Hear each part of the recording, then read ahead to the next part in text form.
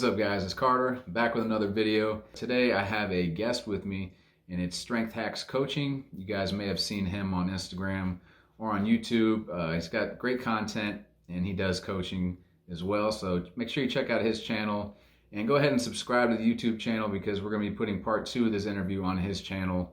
And yeah, you don't want to miss that. So without further ado, let's get into the interview. How you doing today? All right, man. How are you? Not too bad. Just got done with a pretty good workout. A little tired, Yeah. to be honest with you, but yeah. But how long you been training for? I've been training for, I mean, it depends what you call training. I've been lifting weights since Mhm. high school. Okay, Uh, yeah. yeah, I took like a weight training class in high school, and that really got me going. I kind of realized how like weak I was. I kind of had this inflated ego. At like 16 or 17. You kind of think you're the shit. And then I got in the weight room, and I was like kind of weak, and like kind of just wanted to get better and better. And after high school, I joined a gym, and gyms were kind of expensive back then, so I was Mhm. spending a good chunk of my check on going to the gym and stuff. And I just really liked it, man. I don't know. It was cool to see the progress, and Yeah. you know, I really liked it. What about you? When did you get start training? So the first time I ever lifted a weight, I was probably 9 or 10 years old. My brother had some dumbbells in my grandparents' basement.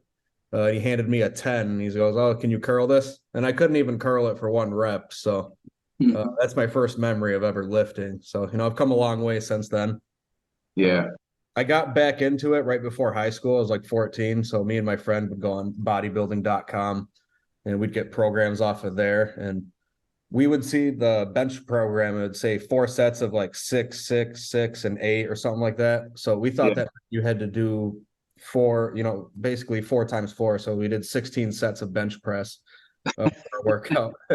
right. Yeah, that was pretty crazy. I'm pretty sure we were definitely doing a little too much to get started, but I Yeah, I always mean, I trained think for back in everything. the day, that's kind of how it was. You kind of got something out of a magazine or something. You didn't know exactly where to find, the content for. Yeah, it was either magazines or bodybuilding.com. I started watching YouTube maybe a few years after that, but it was Yeah, basically just like Scott Herman and Omar Isuf and Scooby. He put out some good info, but none of them yeah, really put out like stuff about programming and like specific free programs. But I know right. Strong Lifts, that was my first program that I ever actually ran. Strong listener. That's a good one. That's a solid, novice program. So Mhm. I wasn't as lucky. I probably wasted some of my, novice gains just like using, like I said, stuff out of magazines, Men's Health and stuff like that. Mhm. Uh, but I had different goals back then. I wasn't really lifting for strength Mhm. back then. I think my first real program, like strength program, was probably 531, and Okay, had that's a solid some one pretty too. good success with that. Yeah, I but that mean, was that was much later. I mean, I was already in my 30s by then. So doing all that volume and usually the men's health workouts, I know they're pretty much just like, like 3, 4 sets of 10, basically like lots of volume, if I remember correctly. So, I yeah, mean, it's pretty good for building a base anyway. So it might have worked out. Uh, yeah. I mean, it did uh, something, but yeah, I was always focusing more on upper body. I was kind of a gym bro, skipping leg day a lot, stuff yeah. like that. So Yeah. Even with strong lifts, I would add lifts on the end, like accessory lifts, because I didn't feel satisfied with just doing the 3 lifts and then going home. So, yeah, but it was a lot more upper body accessories and lower body accessories. So, yeah, mm, me too. yeah, nothing Well, wrong with that though. how old are you, by the way? I think you're 28. like 28. Yeah, Yeah, yeah, yeah, 40. So I knew 40. you were a little Been bit at it for a younger. while. Yeah. Yeah, Yeah. So I've only been back at it for about 6 years now. So I don't know, probably from 17 to about 20, yeah, 23. okay, Well, or late 22. But I was about to turn 23 when I started lifting again. I'll yeah. be 29 in a few months here. So yeah, going off to college and partying and I Oh yeah, trained here and there half-assed, but like at Planet Fitness, but I didn't get back to like squat, bench, and deadlift stuff like that till my early 20s. yeah. Back around Nothing wrong 16, I with was that, man. pretty serious. You got to go live it up in college. So Yeah. I yeah, guess. I was kind of off and on myself.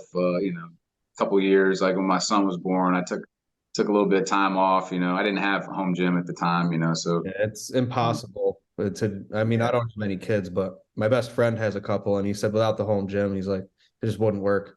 it's really tough. So I just stopped going altogether for a couple years. But other than taking a year off here and there, I've been pretty consistent with it. So. Nice. Yeah. So, have you ever tried like any asynchronous splits or, like a 10-day split, 9-day split, anything like that? Or you've always confined your training to a week period? Usually stick to a week. I kind of like that. It's usually, for the most part, it's been like 4 days. It's been 5 days, Mhm. as of recently on Juggernaut AI. But for the most part, it's been a 4 day, just keeping it to 1 week. What about you? So I've pretty much done everything 3-day week full body. I What? graduated from that, went to the 4-day upper lower for a while. And then Mm, probably within the past like year and a half, I've kind of had to go add more extra rest days and stuff. Just doing the volumes that I used to do and the intensities. I just can't recover within the 72-hour frame like I used to be able to. yeah, yeah, dude. Dude. I really started to notice that around like my mid 30s. I was like, I was crashing and burning sometimes with Yeah.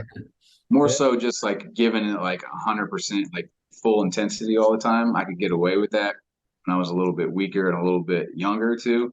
Yeah. But Yeah. as I progressed and got older too, that's why I really like the Juggernaut AI for the like undulating like intensities and stuff, the Definitely. reps and reserve and RPE and stuff like that. So that's really helped me make a lot more progress because that just led me to a lot of injuries and stuff, and that would be big setbacks.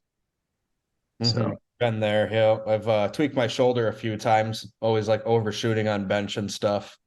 yeah, Yep. yeah, it's hard to not push it to the max, for at least for me. Same. But I kind of had to learn the hard way, and like I've learned on most most things, kind of learn the hard way. But it's stuff's going well for me right now, and I see stuff's going well for you too, man. You've made a lot of progress as of late. Yeah. I Even saw you through the cut. Even through the cut. drop quite a bit of weight, and I see your workouts, man. It looks like you're doing a lot of volume. Yeah, It's you look more than it looks. more So lean. Yeah, I do a high movement pattern variety. So like kind of press day, it'll be like 3 supersets of chest and back, 1 to 2 supersets of arm movements. But if you look, that's only 1 to 2 sets of each movement, sometimes three, but usually 1 to 2. So it's not as much volume as it looks on right. paper. It Yeah, looks intense, but once you actually do the workout, it's not so bad. The downside of it is it's a lot of times setting up equipment, moving stuff right. around, but Well, the yeah, I've stimulus noticed there, you've been working nice. out at a gym now, right? Yeah, so I was Because before when I working out first started following you, you were I think it was it's your home gym or it was like a garage or something like that. garage. Yeah, yeah, pretty much through lockdown. I couldn't. Okay. I was working out with minimal equipment and going crazy because I wanted to start pushing it again. So, with the stimulus checks and saving up some money, I put like 4K into a garage gym, bought a bunch of stuff from Titan, Yeah. trained there for a while, but I started missing going to a public gym. So I started Yeah. going back to the public gym a couple years ago. And basically, once you could start training without a mask, because I couldn't do that, especially on Yeah. like, Yeah, that was rough. Probably about half of the time I work out at the work gym just mhm. because I have you know, the chance to work out during my shift. I usually work 12-hour shifts. So Okay. if I get the opportunity to work out there, I'll take it. But yeah, we had to wear masks in there and that really sucks, man. Yeah, yeah. Really. Hopefully, I would try to like if no one was around, I'd like have my nose sticking out. Like I couldn't put myself through it. I hyperventilate as it is with my workouts. I get really hot and sweaty Well, yeah, do those and supersets, this the I try to breathing. superset as much as I can. On lower body day, I don't do it as much, but on upper Yeah. body day, pretty much I'm always supersetting. Yeah. Mhm. Yeah, I'm doing a lot of it too, even more so at work because I just don't have a lot of time. I have made, an Yeah. hour tops. And man, those lower days are tough because I got a superset even more than the Juggernaut AI programs, and it programs supersets in there too. But Even on compounds, yeah, just like really. So like your primary hinge of the day, are you supersetting that with anything? I try not to. I try to like my first one, I try not to, but most of my accessory work I will, and then maybe like Okay. the Yeah. supporting exercise, supplemental exercise, I might have to superset. Just depends on time, and then. But Yeah. if I really have to, I'll usually cut out one of like the last accessories or something, in Yeah. favor of not having to superset one of those bigger exercises. Yeah, if it's something small, like a Copenhagen plank or a leg raise, superset that with hamstring curl, something like that. That's definitely doable. But Yeah, even those I can fit in later or something. Mhm. So going back to Juggernaut AI, actually, I wanted to ask you a few things about that. So I know you've had like professional coaching before, and were you self-coached before that? Yeah, pretty much. Like I said, I'd stuck to 5-3-1 for a long time. Hmm. Um, and yeah, I was just kind of going off that program and the basic varieties of that. But yeah, I mean, I just kind of learned a lot of stuff on YouTube and just seeing what works and what didn't. Yeah. And I found a lot of stuff that worked, and I found a lot of stuff that didn't. Like I said, I ended up kind of getting injured. I've been dealing with this QL, like lower back injury, for a little while, and I learned that I have to like really watch the recovery on my low back and stuff. I'm a lot better at now, but at first I would just get frustrated and it was hard to manage and stuff. But Is it like a, yeah, after getting a little bit of like professional coaching and then like even following along on this app, I'm kind of even learning more and more about self-programming. Mhm. And Juggernaut AI actually allows you to kind of do some self-programming. Like it'll kind of give you the structure, and it'll let you select different exercises that hit the certain muscle groups and stuff like that. So you still get a little bit of self-programming, but you Mhm. know the It plays framework out the is progression though, as far as the weights and the reps go and all that. yeah, yeah, Mhm. for the most part. But you kind of have like these like probably every block you kind of test to see where you're at, and then it'll go based off of those numbers that you hit for the rest of the block. That's kind of similar to what I've been doing lately. So I'm pushing it pretty intensely, but every time I start a new movement or say I'm starting a new weight at the lower end of a rep range with my dynamic double progression, try to limit myself around RP 7, 8 at the most. So Yeah. that way next time I come in, I can at least get one more rep. If not, lately it's been like plus twos and stuff. Like today I hit a plus two on Bulgarian split squats. Actually, I was supposed That's to. I got 6 reps with the 90s last time. I was supposed to stop at 7, but I got 8, and I probably still had 2 reps left in the tank. So yeah, progress on them has been going very well. yeah, that's great. I love when that happens. Mhm. When Yeah. you're able to kind of keep pushing it. Man, those Bulgarian split squats are great, but I had to stop them recently because my knees were bothering me so much. Mhm. Um, I and they're tried out doing the a lot better Spanish now. squat. But what's up? I tried out the Spanish squat as far as like knee rehab goes, or any kind of terminal knee extension with bands, just or band leg extensions. Just I don't Yeah. know what's going on with your knee. To be, is it just a little strain or? Dude, they just started Oh. hurting me. I think I wasn't doing as much sled work and stuff. I've Mhm. always been big on doing a lot of sled drags and stuff, but Yeah. the way my schedule's been, I hadn't been fitting in as much. Um, so actually, my buddy gave me a cycle that I have in the home gym, and that seems to be helping a lot. Just getting blood in the area and moving around more. So Uh, so knees are doing a lot better. I might have to work those Bulgarian split squats back in. mhm. But for now, it's been like narrow stance belt squatting, like real deep, and that's how I've been able to hit my quads. No, that's nice. You can do that without any knee pain. Because honestly, I know the belt squat, especially with a narrow stance. I have one of my clients doing that, and like his quads are blowing up. Yeah, Hmm. yeah, dude, I like it, especially with a slow eccentric and then kind of a little bit of a pause at the bottom.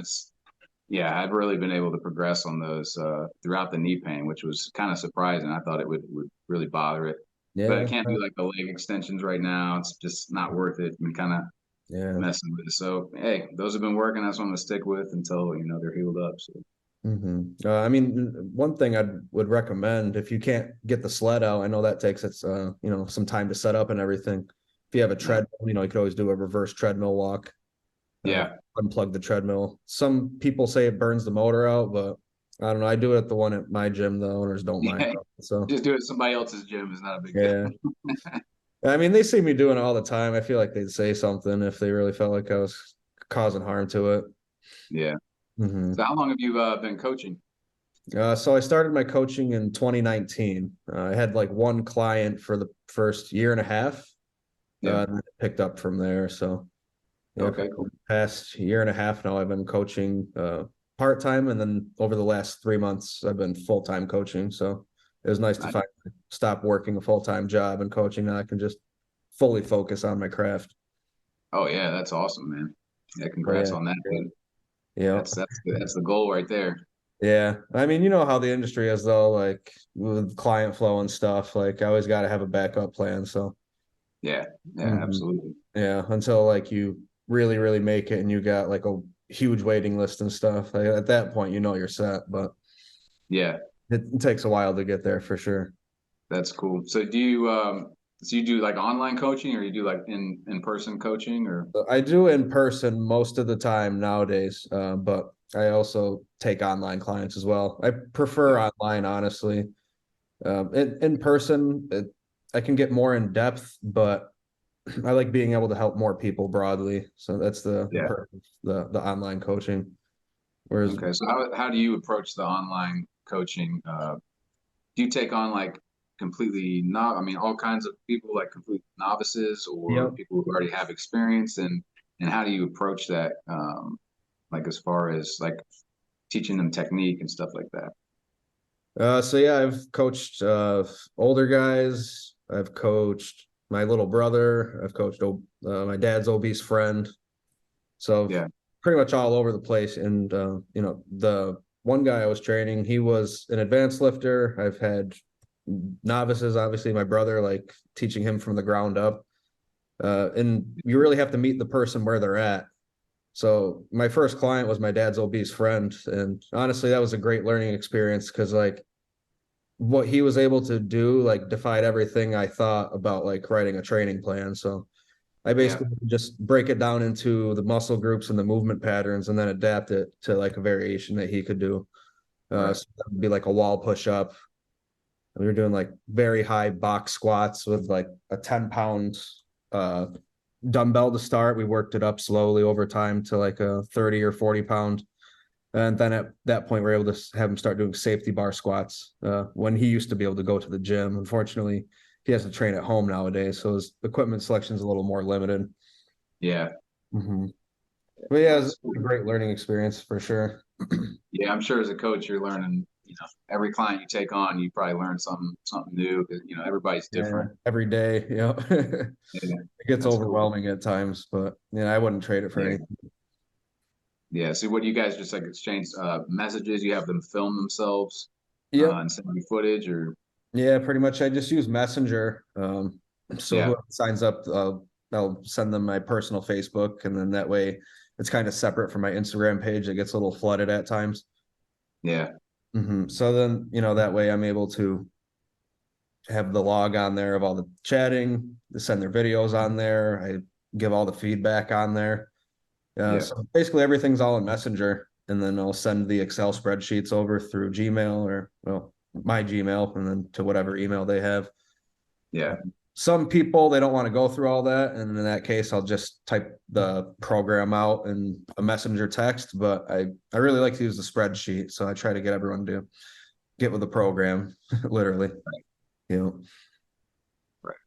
So do you prefer working out at like a gym setting as to at home or Yeah, yeah. I mean, I like training at home because of like the lack of distraction and stuff. So I'm a little more efficient, but I have a better quality of workout definitely in a right? public gym. It's easier to superset stuff. Usually, as long as I go to a gym that's dead, which I always do. Yeah. I don't As go long as to it's not too crowded. It's too crowded. It's impossible to superset. yeah, yeah. And I always even like the gyms I go to, they'll maybe be crowded for like 1 to 2 hours out of the whole day. So I do my homework before I pick a gym because that's huge. Yeah, yeah, Mhm. that's nice. The Yeah. gyms in my area are just too packed at one point. And Mhm. I could even when I was going late, like 10 or 11, they were 24-hour gyms, and they would just still be tons of people. And then it's like Mhm. everybody just go to socialize, and like there'd be like little groups like hanging out by a certain equipment, and just kind of hogging. And it's man, I can't, No, I couldn't that's get done the what I most needed aggravating to. thing. Yeah, and I took on a second job for a little while, and I was like, man, how am I going to get in, some of these workouts? And I kind of just started off with just like a little like squat stand and just barbells and bumper plates, and Wow. um, eventually just like a little cable tower or whatever. It just had an 8 by 10 space, and I was just making it work. I was actually making better gains and stuff, doing it that way. And then I was like, man, I kind of like training at home.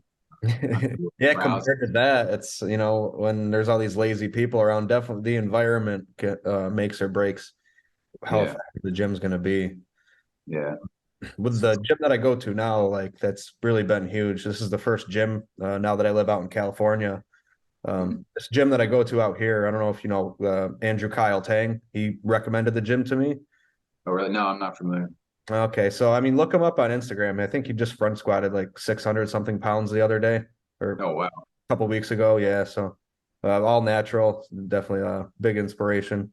And he trains there. A bunch of other like really strong, nice, helpful guys train there, and like everyone's always pushing each other. So Oh, I that's th cool. I think going there is probably one of the main reasons why I've been able to like keep hitting these PRs and just building my base all throughout the cut. I had like a little hiccup from around like 205 to 200. I kind of felt like crap, but the Yeah, last 10 pounds, like my training felt great. I felt great. that's Just good. had to add an extra rest days, but other than that, no real complaints. Yeah, I was going to ask you because yeah, you cut a significant amount of weight, and I know when I cut last summer, I cut maybe 15 pounds or something, Mhm. and my pressing strength went down considerably, and that crushed my ego. Like, but I didn't have as much weight to lose. I guess that's part of it as well. But Yeah, I got a little fluffy. Like I thought I was on like maybe 24%. I still had like a little 4 pack you could barely see. But like looking back on it, I was probably like 30%. I was pretty fluffy. yeah, You know, so but yeah, you didn't seem to really lose any strength. In fact, you seemed to gain some strength in some of your lifts. So areas. Yeah. Once we go yeah, back to the comp lifts, we'll see what's really going on. But I pretty much pivoted away from everything and just did things that I wasn't really familiar with, but I knew they would target my weak links. right, yeah, So yeah, yeah, that's going good. back to get more specific, I'm excited. Calorie surplus starts in about 2 weeks from now. So right now I'm Yeah. just like maintaining like 190, 192. I fluctuate around there. So